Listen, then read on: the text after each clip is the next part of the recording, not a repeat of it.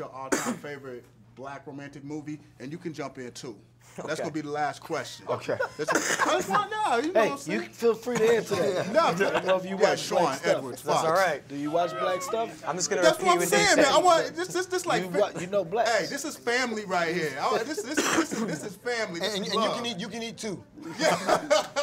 Leaving the theater, you felt like you was one of us, right? You No, feel like one of it the wasn't boys? even leaving. It's why you watching. This is why I want to congratulate you guys. Because you don't see a lot of movies where I totally felt connected from beginning to end. Because this is how I operate. This is how I love. This is how I live. And that's how I work. Yeah. And it's good to see that on the big screen. Nah, I feel you. Yeah, I feel you. But I want to find out from each of you, what are your thoughts on the book that inspired the movie? That's Jerry's favorite question, Jerry. Mr. Harvey's book that opened up the can of worms? I mean, obviously the book was insanely successful. I think, you know, sorry. The book was insanely successful. I think it was a good kind of common sense thing to kind of say, which is sometimes women just need to hear it like that. And I think it's revealing because, like, yeah, it's about men and what we do, but also it kind of uncovers a little bit of like why do women react this way when we do this. So I do think there was something in it. I don't know. I think that I'm gonna keep saying it is that I think the book is great because it just opens up the dialogue. Absolutely. And as long as you're communicating, you kind of head in a better place. So he didn't necessarily go in depth on every single character and individual that he was describing, but what he did do was he sparked conversation. Kevin was on set preaching his perspective while we were doing the movie. We couldn't get him to shut up. So you were literally preaching during the movie. I've been known to preach.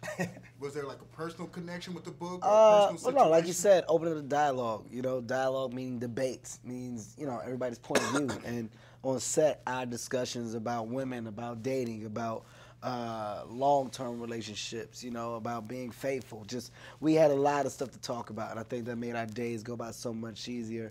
And not only that, you know, it helps with the movie. When you're supposed to be close and friends in a film, the more that you're talking and doing what friends do off-set, which is interacting, it makes it that much better when you're filming. Right, Chemistry got better. Let's have each of you weigh in on why there's so many differences between men and women. Why does this always exist? Because there have been other books before. You have this book, there's talk shows, there's advice columns. So why does this still exist? Mike, why does this exist? You know, in my mind, it's what makes us dope. I mean, if you know, a woman is dope because she's a woman, not because she's thinking just like me, in my opinion. I prefer for her to think like her, you know. She should have insight into how I behave and things of that nature, but I don't need her to think like me. But what's it going to take to close the gap? No, you know what?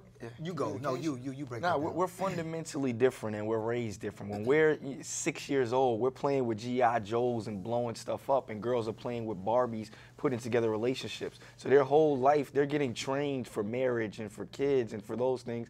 And us, we're getting told our whole life, don't commit, don't settle down, don't get pregnant. You got to provide for your kids, man. You got to find what you're going to do. Yeah. Exactly. So it's just, we're apples and oranges. You agree?